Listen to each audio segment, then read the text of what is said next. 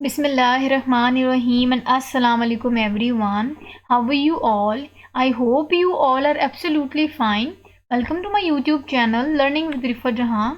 As you all know that we are discussing chapter number 4, the cell of class FSC part 1. So today the topic of our discussion is centriole.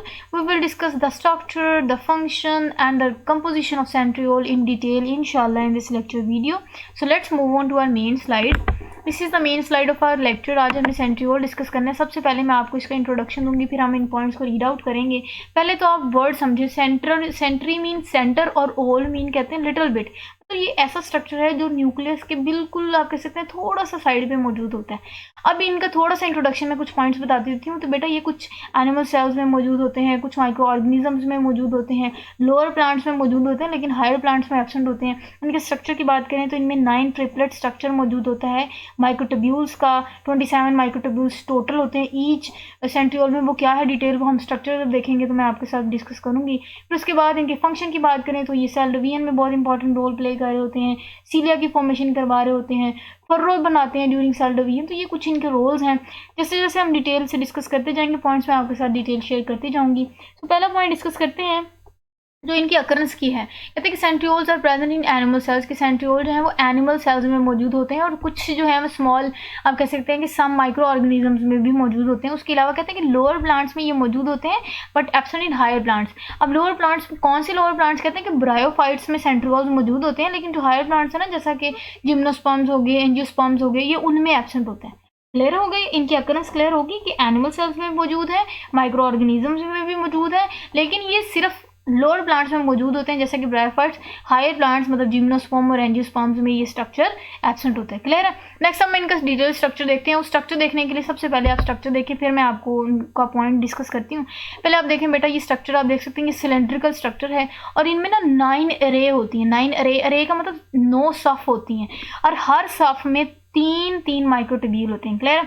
Total हम microtubule की बात करें तो 27 total microtubules हर एक centriole में मौजूद होती है। क्लियर है? मतलब 9 अरे मतलब 9 रेज आप कह सकते हैं, 9 सफ होती हैं, 9 सफ होती हैं और हर सफ में 3 माइक्रोट्यूब्यूल्स होती हैं। तो टोटल 27 माइक्रोट्यूब्यूल का स्ट्रक्चर होता है सेंट्रियोल। क्लियर? और ये सिलेंड्रिकल स्ट्रक्चर आई होप आपको समझ आ गई। सेंट्रियोल का पेयर है, माइक्रोट्यूब्यूल्स का बना होता है। ये भी माइक्रोट्यूब्यूल्स का स्ट्रक्चर दिखाया हुआ है। क्लियर? और आप देख सकते हैं कि ये कैसे 9 है और हर एक में आप देख सकते हैं कि 3 है। ये 3 माइक्रोट्यूब्यूल है और टोटल काउंट करेंगे तो ये 9 है। क्लियर? ये क्रॉस सेक्शन वो आपको दिखा रहे हैं सेंट्रियोल का स्ट्रक्चर। आई होप आपको बहुत अच्छे से इसका इमेज भी माइंड में बन गया होगा। नेक्स्ट हम इनका पॉइंट डिस्कस करते हैं स्ट्रक्चर का। वो ये कि they are composed of cylindrical array. एक सिलेंड्रिकल एक लंबूतरी से आप कह सकते हैं कि सफ़े होती हैं of 9 microtubules which are further composed of 3। अब वो हर 9 में से जो एक है ना उसमें हर 3 माइक्रोट्यूब्यूल्स और टोटल की बात करें तो 27 जो है वो माइक्रोट्यूब्यूल्स ई सेंट्रियोल में मौजूद होती है। मैंने डिटेल पहले भी आपके साथ शेयर कर ली। आई होप आपको ये पॉइंट अच्छे से समझ आ गया होगा। नेक्स्ट डिस्कस करते हैं। वो कहते हैं कि सेंट्रोसोम क्या होता है। अब सेंट्रोसोम ऐसी आप कह सकते हैं लोकेशन है जहाँ 2 सेंट्रियोल्स मौजूद होते हैं। क्लियर है? मतलब ये ऐसी जगह होती है सेंट्रोसोम जहां 2 सेंट्रियोल्स मौजूद होते हैं राइट एंगल्स पे। क्लियर है? कहते हैं कि centrosomes contain 2 centrioles lying at right angles and are located near the exterior surface of the cell.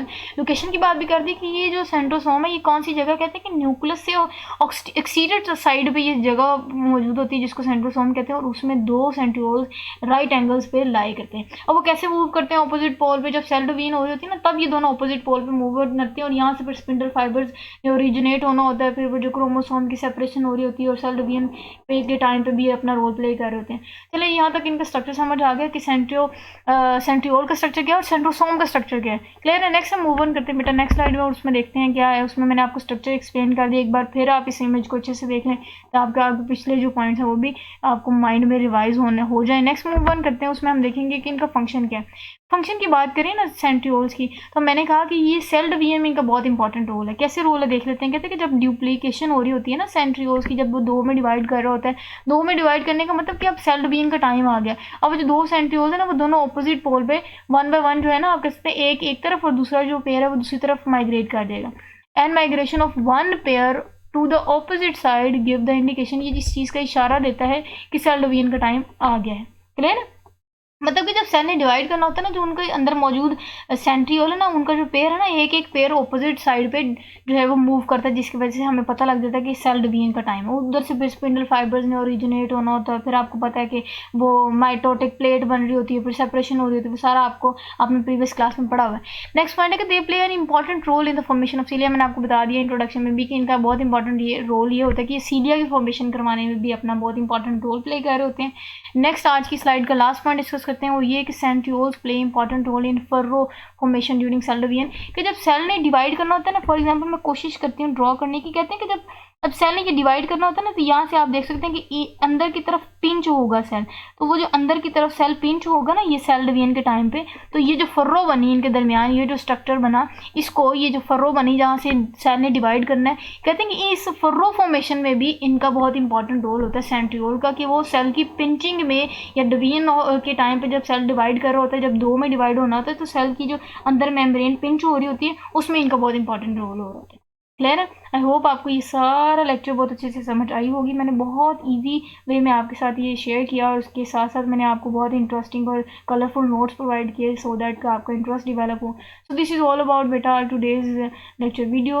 I hope आपको बहुत अच्छे से समझ आई होगी। If any one of you have any type of question you may ask in the comment section. अपना बहुत सारा ख्याल रखिएगा, दिन दुआ में मुझे याद रखिएगा। स्टे ब्लेस्ड एंड अल्लाह हाफिज़।